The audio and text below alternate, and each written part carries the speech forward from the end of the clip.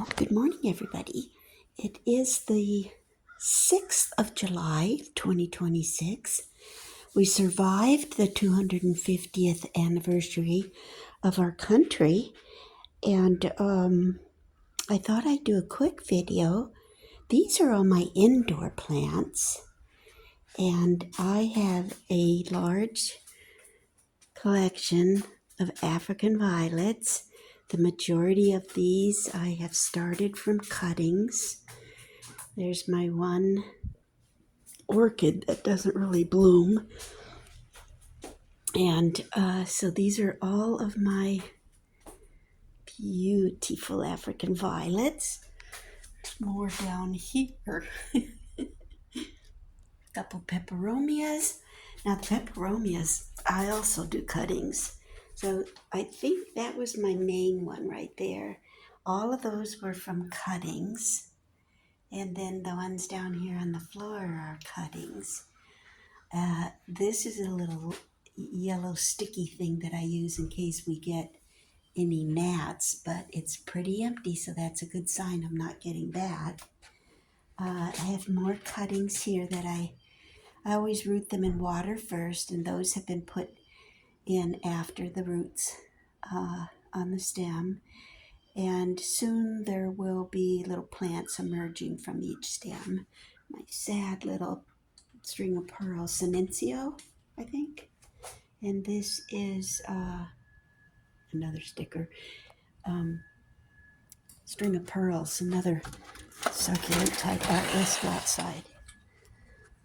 So, Sammy escaped the other day because Tony left the screen open. For some reason it was open. But he just ended up laying in the grass, I guess. All right. So, those are I think they're called dragon wing begonia. They kind of look like angel wings, but I think they're called dragon wings. And these are the roses that I got from Heirloom Roses.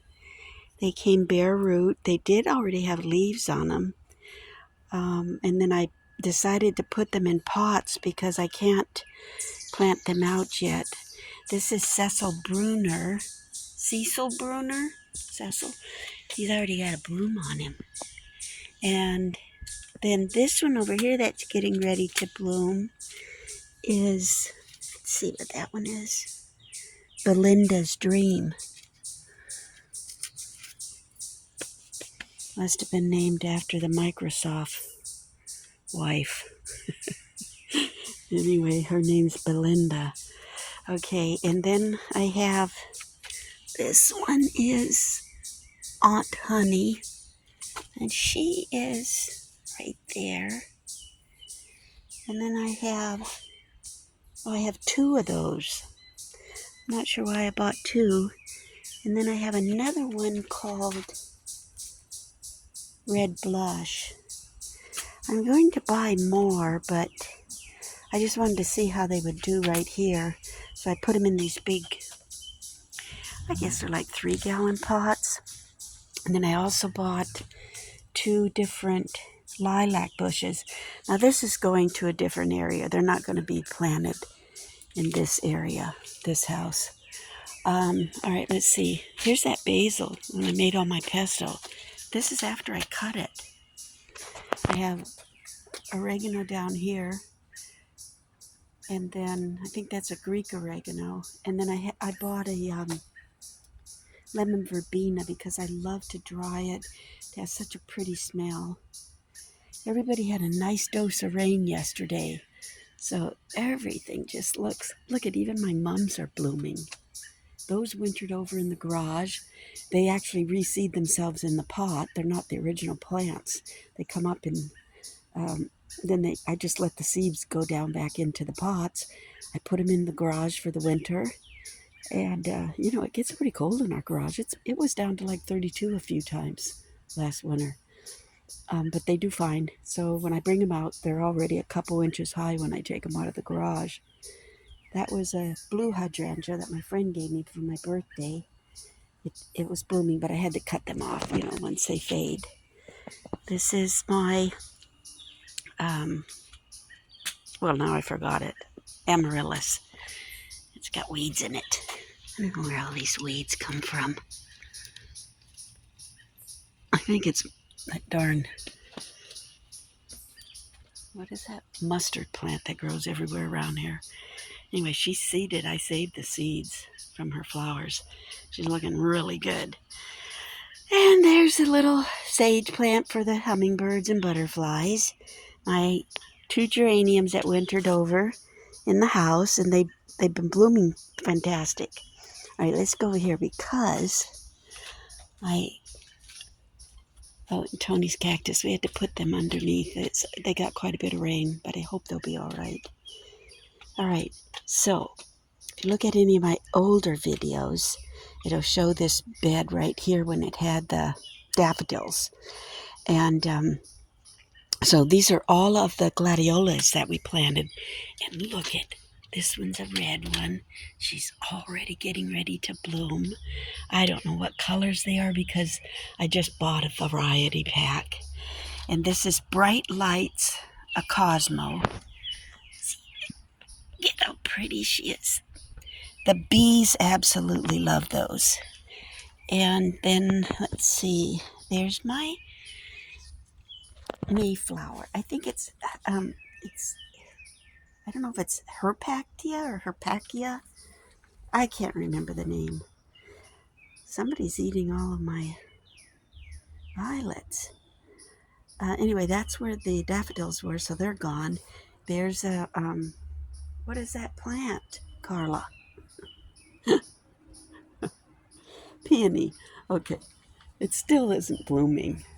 And I've got to cut the asparagus. I'm letting it get bigger and bigger because next year I'll have a lot.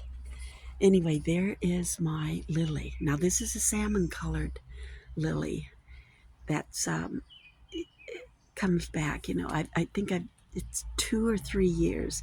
I think I planted it when we first came here, so that's almost 3 years in October. And back here underneath the big asparagus fern is Shasta daisy. I got to come out and dehead those, deadhead, because the poor things are, yeah, they're not getting enough sunlight with the big guy hanging over them. Maybe I'll cut that today. And these have reseeded, you know, by themselves. And then there's that poke plant that everybody else cuts out. Let me get back here. But, you know, I just love those things. I know that people consider them weeds, but if you see these clusters of berries, now this one's quite sparse. Usually they're much thicker. I'll show you one over in the wooded area. But you see all of the berries, and these will turn, I think they're kind of white first, green, white, green, and then they turn a deep purple. And the robins absolutely devour them. And that will be around September. That's how long this plant will be here. And then, you know, it dies down. And I pull out a lot of them. But I just think that some of this stuff you should just leave for the animals and the birds. The mustard plant's in there, though. You know, that's got to go because that is extremely invasive. And now I see it's everywhere. There's another, this is like a wild geranium, and then another peony, and then all of my cosmos. So this has come out, let me get back a little too close. It's just so pretty, the little yellow border, orange and yellow. All right, here we are. So we had rain, you know, yesterday and this morning. So everything's heavy. My hydrangeas are falling down. That's a wild black raspberry. They're all over in the wooded area. And let's see, I've got a few more of those cosmos that came up. There's my dill. Can you see it? So I'm just leaving it there for the monarchs, I think. It's either the swallowtail, the monarch, one of them. And I did see a monarch the other day, but I haven't seen my swallowtail. Now look how big that poke is. See how lush it is? And I just think it's beautiful. It gets really tall if it's healthy, and then creates shade for everybody. I don't think it's anything totally beneficial for the ground, but like I said, the robins will be just feasting this fall. Those are all wild black raspberries that the birds love. So I pick a few of them now and then, but I feel bad that I need to leave that for the wildlife. The deer come in here too, and they feast on them as well. So everything looks nice and lush and green. The hydrangeas, as usual, these things, look at the size of the bloom. Hold on just a minute. Look, I can't even get it in the camera, it's so big. It's massive. And a little bug. And then this is this little, some kind of crab apple or something. And